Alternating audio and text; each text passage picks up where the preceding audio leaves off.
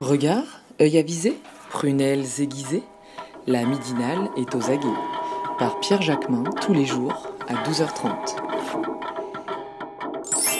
Bonjour Dominique Vidal. Bonjour. Merci d'avoir accepté notre invitation. Vous êtes journaliste spécialiste du Proche-Orient, vous êtes un habitué de la Midinale, mais vos analyses nous sont toujours très utiles. Vous avez publié justement l'année dernière Antisionisme égale antisémitisme, réponse à Emmanuel Macron aux éditions Libertaria. Le livre a plutôt bien fonctionné, il a bien marché, il a beaucoup plu et il a été très intéressant, enfin les gens l'ont beaucoup aimé. Et donc du coup il va être republié avec une nouvelle préface. Je voulais qu'on vous revoie parce que la semaine dernière on a vécu un moment assez fort suite à une agression antisémite et donc il y a eu un déchaînement médiatique, un déchaînement politique et aujourd'hui on n'en parle plus. Pourquoi à votre avis ? C'est la mauvaise habitude des médias de tourner les pages de l'actualité mais sans les avoir approfondies.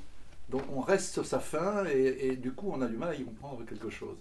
Et en l'occurrence c'est une séquence très complexe. Bon, on part, comme vous le savez, du 16 juillet 2017, la petite phrase de Macron en face de Netanyahou qui l'a invité et qui dit « Nous ne céderons jamais à l'antisionisme car c'est la forme réinventée de l'antisémitisme ». Je veux observer que jamais le président de la République n'a répété cet amalgame entre antisionisme et antisémitisme, jusqu'au 20 février 2019. Oui, il a renouvelé. Sauf que lui ne l'a pas répété, mais le CRIF, le Conseil représentatif des institutions juives de France, lui, s'est engouffré dans la brèche ouverte par Macron en 2017 pour exiger une loi pour interdire l'antisionisme. Alors le premier aspect de la séquence, c'est qu'il n'y a pas de loi. Et je considère que c'est une grande victoire pour tous ceux qui tiennent à la liberté d'expression, à la liberté d'opinion en France. Parce que mettre le doigt là-dedans, c'était mettre le doigt dans le délit d'opinion. Après tout, si les sionistes ont le droit de faire interdire l'antisionisme, les communistes ont le droit de faire interdire... C'est ce que vous dites dans la Tribune du Monde. Voilà, les gaullistes peuvent faire interdire l'antigaullisme, on rentre dans le totalitarisme. Mais on est sûr de ça, il n'y aura pas de loi, on a vu des députés de la majorité... Clairement, le président de la République a dit, en toutes lettres, il n'y aura pas de loi, et le préfet qui est en charge de la DILCRA, l'organisme qui lutte contre toutes les formes de racisme et de discrimination, a confirmé il n'y aura pas de loi, il n'y aura pas de modification du code pénal. Mais vous dites quand même, et vous rappelez qu'effectivement le discours du président de la République au CRIF notamment dit qu'il reprendra la définition de l'IRA, et cette définition de l'IRA, c'est quand même l'antisionisme est une des formes modernes de l'antisémitisme. Absolument pas. Je l'ai sous les yeux, je vais vous la lire, elle est très courte. La définition, c'est l'antisémitisme est une certaine perception des Juifs qui peut se manifester par une haine à leur égard. Ça vaudrait le prix Nobel, ça, quand même. Les manifestations rhétoriques et physiques de l'antisémitisme visent des individus juifs ou non, et ou leurs biens, des institutions communautaires et des lieux de culte. Point barre. Donc ça vous va ? C'est pas que ça me va, c'est qu'il n'y a pas le mot antisionisme là-dedans. Donc il y a vraiment une espèce de mystère dans la raison pour laquelle le président de la République commence sa phrase par « il faut continuer à combattre l'antisionisme » et continue en disant « il faut appliquer, la France appliquera la définition ». Mais la définition n'a rien à voir, comme vous l'avez entendu, avec l'antisionisme. Alors en revanche, il y a effectivement des exemples qui sont accumulés après cette définition. Des exemples dont on nous dit qu'ils n'ont aucune valeur légale. Donc, en principe, on ne devrait même pas en parler. Mais apparemment, on en parle. Et dans ces exemples, il y en a un qui dit deux choses, l'une et son contraire. Premièrement, ça peut être antisémite de cibler l'État d'Israël comme entité juive, mais ça n'est pas antisémite de critiquer la politique d'Israël comme un autre pays. Alors le mystère, c'est qu'est-ce que veut dire comme un autre pays ? Donc moi, je me suis demandé s'il faudrait, dans l'avenir, que je reproche au Liechtenstein d'occuper, de coloniser un territoire pour pouvoir faire le même reproche à Israël. C'est évidemment absurde. On va revenir sur la question de l'antisionisme, mais d'abord je voudrais qu'on fasse un point sur le constat. Selon le ministre de l'Intérieur, Christophe Castaner, les actes antisémites ont connu une hausse de 74% en 2018 et vous expliquez... je le résume parce que vous en donnez beaucoup plus, mais je le résume comme ça. Vous expliquez que l'antisémitisme représente une idéologie marginale et qu'il ne cesse de reculer depuis la fin de la guerre. Que la France n'est pas un pays antisémite, ni d'ailleurs raciste. Qu'est-ce qu'on doit croire ? Je crois qu'il faut prendre tous les thermomètres au lieu de n'en prendre qu'un. Alors Castaner prend un thermomètre important, qui est celui des violences anti-juives, ou anti-arabes d'ailleurs, ou anti-islamophobes, et il nous dit 74%. sous réserve d'inventaire, je n'ai pas de raison de ne pas le croire. Mais ce qu'il ne dit pas, et c'est un gros problème, c'est qu'en 2014, 2015, 2016, 2017, il y a eu un recul très net des violences antisémites. Donc, mathématiquement, quand il y a une résurgence comme on l'a eu en 2018, indiscutablement, elle est mathématiquement très forte. Mais les chiffres sont là. Castaner nous dit, en 2018, il y a eu 541 actions anti-juives. En 2014, il y en avait eu 851. Donc ça veut dire qu'on est, malgré la résurgence de 2018, toujours sur cette pente de recul de ce qui avait été une explosion d'actes antisémites en 2002, vous savez, au moment de la seconde intifada. Ça, c'est pour un thermomètre. Mais on ne peut pas en prendre qu'un, parce que les violences de petits groupes ultras, comme ceux qu'on voit à l'œuvre contre les juifs en France, ça ne suffit pas à déconsidérer l'opinion française. Or là, on a un chiffre, à mon avis, absolument clair. En 1946, excusez-moi de vous renvoyer très loin, on avait demandé, c'était l'IFOP déjà, aux Français, est-ce que pour vous, les Juifs sont des Français comme les autres? Et un tiers avait dit oui. Ça veut dire que les 2 tiers avaient dit non.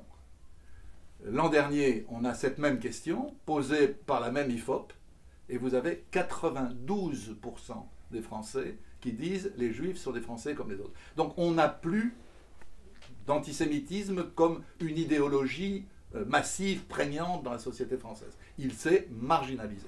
En revanche, je sens que je vous empêche... Non, pas du tout, parce que j'avais envie de rebondir sur ce que vous venez de dire. Si vous prenez un troisième thermomètre, et qui est très important, c'est celui des préjugés. Alors là, c'est beaucoup plus inquiétant. Entre un tiers et la moitié des Français partagent des préjugés sur les Juifs du type ils sont riches, ils croient plus à Israël qu'à la France, ils sont puissants, ils sont trop nombreux dans les médias. Alors, est-ce qu'on peut qualifier des préjugés de racisme? Est-ce que vous diriez pour la France qu'il y a un racisme anti-corse, un racisme anti-auvergnat, un racisme anti-breton? Non, non, moi je ne le crois pas. Mais en revanche, il faut savoir qu'un préjugé, ça peut tuer. Ilan Halimi est mort du fait que Fofana, le chef du gang des barbares, pensait que tous les juifs étaient riches. Et comme il voulait de l'argent, il a enlevé un juif pour avoir de l'argent. Donc on voit bien que effectivement un préjugé, ça n'est pas anodin. Un préjugé, ça peut mener au pire.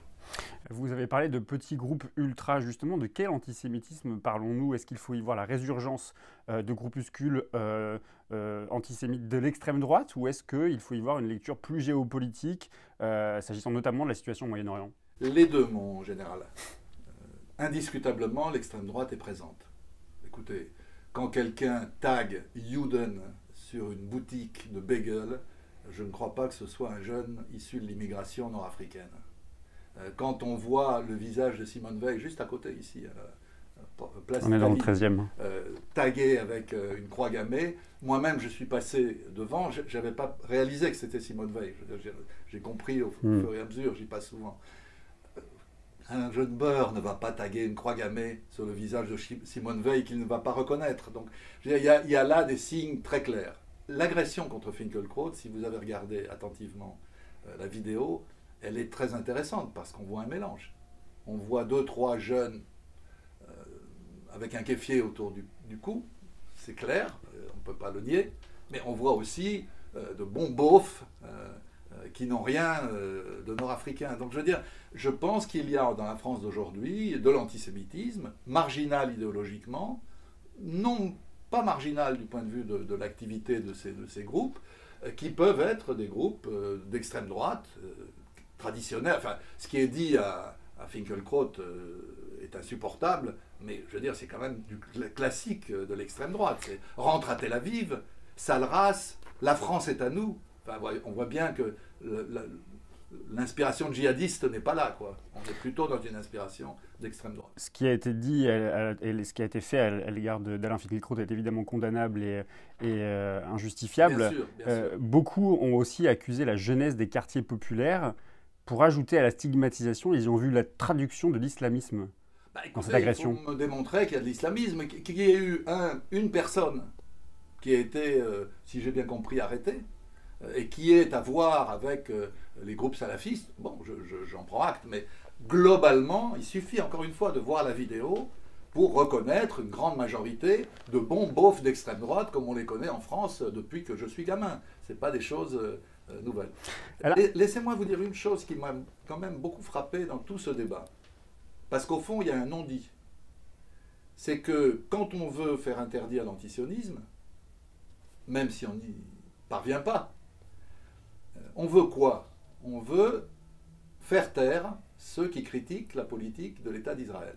Or, dans tout ce débat, pendant 15 jours, il n'y a pas eu un mot sur la loi État-nation du peuple juif, qui est une loi d'apartheid, qui a été votée par la Knesset, l'Assemblée israélienne, le 19 juillet dernier. Pas eu un mot sur les lois d'annexion, qui visent à permettre l'extension de la souveraineté israélienne sur la Cisjordanie.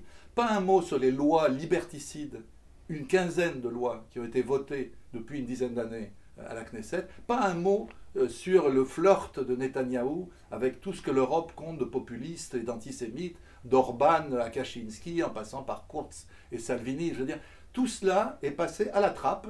On discutait, je ne sais pas de quoi on discutait en fin de compte. La seule chose qui est positive, je le répète, je veux dire qu'elle est positive, c'est que le président de la République, je ne sais pas ce qu'il voulait vraiment, c'est à lui qu'il faut le demander, mais l'affaire n'a pas été conclue. D'abord, de toute évidence, les juristes étaient tous contre, en disant on réintroduit le délit d'opinion. D'ailleurs, le Conseil constitutionnel n'aurait jamais laissé passer ça. Une chose pareille. Deuxièmement, des proches de Macron ont dit clairement qu'ils étaient contre, Ferrand, président de l'Assemblée nationale, Blanquer, Belloubet, donc c'était quand même important. Et puis, on a oublié un détail, c'est que l'an dernier, dans le fameux sondage de l'IFOP, qui a fait tellement de bruit à l'époque, 69% des Français disaient avoir une mauvaise image du sionisme.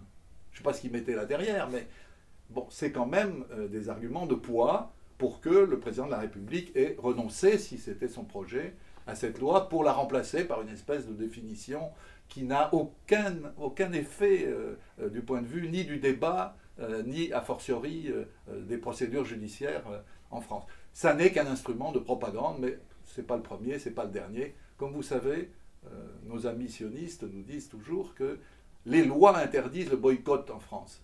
Ben, j'ai toujours pas le texte de cette loi, il n'existe pas. Mais on nous le dit quand même. Ben, l'IHRA, ça va être la même chose. On va nous dire, l'IHRA interdit l'antisionisme. Comme vous avez vu, le mot antisionisme ne figure ni dans la définition, ni dans les exemples. Mais ce sera quand même utilisé. Et encore une fois, le préfet, le responsable de la DILCRA, est clair sur ce point. On est simplement, dit-il, dans l'interdiction du camouflage antisioniste des paroles antisémites. Moi, je suis pour qu'on poursuive, ce n'est pas un problème. Mais on n'a pas besoin ni de nouvelles lois, ni de nouvelles définitions. La preuve, c'est qu'Alain Soral a pris 1 an de prison ferme. J'ai une dernière question, Dominique Vidal. Dans une note de votre blog Mediapart, vous dites que hiérarchiser les racismes, c'est tomber dans le racisme. Ça veut dire qu'on ne peut pas dénoncer isolément l'antisémitisme, il faut dénoncer toutes les formes de racisme? Non, non. On peut évidemment, selon l'actualité, dénoncer telle ou telle forme d'apparition du racisme, que ce soit l'antisémitisme, l'islamophobie, le racisme anti-noir. Le racisme anti-rome, d'ailleurs, je vous fais remarquer, on n'en parle jamais. Comme s'il n'existait pas. Or, c'est le racisme le plus consensuel en France. Ça mériterait un jour d'en parler, y compris dans la on va s'y pencher. Des représentants des communautés roms. Non, ce que je veux dire, c'est qu'il ne faut pas avoir une espèce d'obsession qui fait qu'on ne parle que d'un racisme et pas des autres. Parce que sinon, vous créez quelque chose qui est très profondément malsain. Rappelez-vous ce qui s'est passé après les attentats de Charlie. Bon, on a eu la sensation dans une partie de la jeunesse que quand c'était les Juifs qui étaient visés, la classe politique, médiatique, la France se mobilisait, et quand c'était une jeune femme voilée à qui on arrachait son voile à l'entrée d'un hôpital, alors là, on n'était plus mobilisé. Donc il faut faire très attention à ce qu'un traitement différencié qui amène à privilégier une forme de racisme par rapport à d'autres n'entraîne pas effectivement un aliment donné à ce racisme. Ça veut dire que le mot d'ordre qui était donné à la manifestation d'il y a 2 semaines sur la place de la République, il n'était pas le bon? Ah non, certainement pas. Moi, je suis pour essayer de faire en sorte que tout le monde travaille ensemble contre tous les racismes. Et c'est vrai pas seulement dans les manifestations contre le racisme, c'est vrai aussi dans le travail de mémoire. C'est très important que toutes les victimes de tous les génocides de l'histoire se retrouvent dans une même réflexion, et une même analyse et une même mobilisation à partir des leçons de leur propre tragédie. Sinon, où va-t-on? Où va-t-on? On commence à distinguer les Français les uns des autres, non plus seulement sur une base raciste, mais même sur une base antiraciste. C'est absurde. Merci beaucoup Dominique Vidal.